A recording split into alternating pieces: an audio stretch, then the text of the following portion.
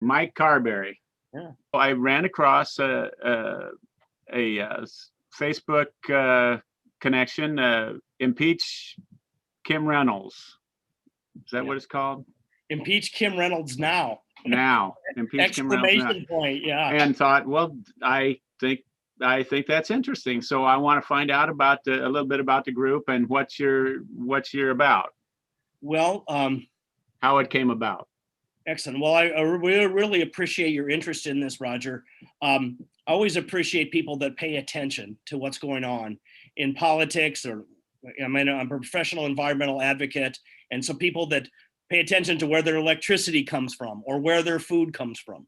But so people that pay attention to politics, the pandemic started a little over a year ago, but it really hit hard middle of March last year when we all kind of went into lockdown. Well, last April, things weren't going well in Iowa, and things were shutting down all across the country. But our governor never instituted a mandatory lockdown in the state of Iowa. Didn't do it. And then never had a mandatory that was called the shelter-in-place order. And apparently there were only 5 states that never had a mandatory shelter-in-place order or a mandatory mask ordinance or law in their state. And a lot of people thought that, well, that's not right. We should be doing that. So it turns out there were 5 states that didn't do that either. But I think there was only one state that did both. Never had a mandatory shelter-in-place order and never had a mandatory mask law. And that's Iowa. A lot of people were really mad and did not think that our governor was handling the pandemic very well. A friend of mine invited me to the Impeach Kim Reynolds Now Facebook page, and it had just gotten started. And I said, well, this is kind of interesting. And so I joined it, and people were posting links about what was going on in Iowa, what was going on across the rest of the country, mostly COVID related. And it seemed like Iowa was really not doing a good job of this. And our governor is not doing a very good job at handling this. It seemed like she was taking her direction from our president. People were drawing connections between her and Trump, and the group has grown substantially. It's sitting right now, I just checked it, at about 4,700 people. Wow. There's 3.3 million people in Iowa, and she's supposed to be protecting us. And a lot of people don't think that she's doing a good job. So that's kind of the impetus behind this social media push for impeach Governor Kim Reynolds now. What are the chances of impeaching Kim Reynolds?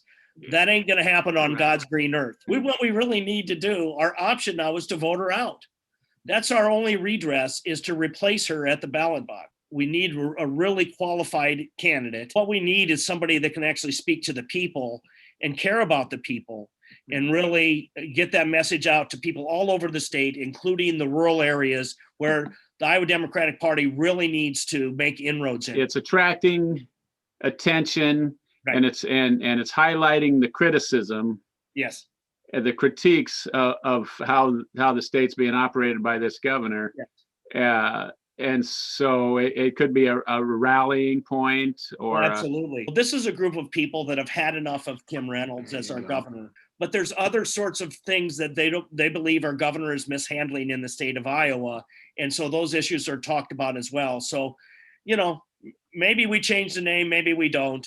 Impeach is fine, but what we really need to do is vote her out. And what we need to start thinking about the issues that are important to us, and we need to start thinking about who could beat her. A lot of people think that she followed along with Trump and some of his he did a horrible job on COVID-19.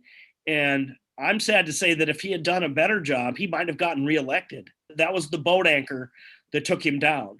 Well, COVID might be the boat anchor for Governor Reynolds, but we can't count on that. And especially in 2 years, we may be out of this by the end of this year, the end of this calendar year. That's 2021. The primaries in 2022.